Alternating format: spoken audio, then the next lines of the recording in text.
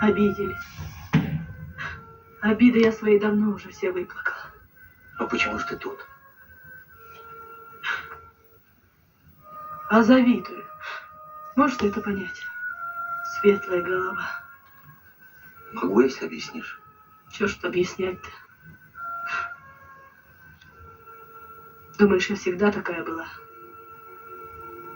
Я тоже свою жизнь не хуже животы их начинала. Да приходится кончать ее по-другому. Что же с тобой случилось, Теша? А то и случилось. Как ушел мой парень на войну, я работала день и ночь. Старалась для колхоза как могла. Потом получила похорон. 3 дня пролежала без памяти, да опять заработала. Для меня ведь тоже тогда колхоз отчим домом был.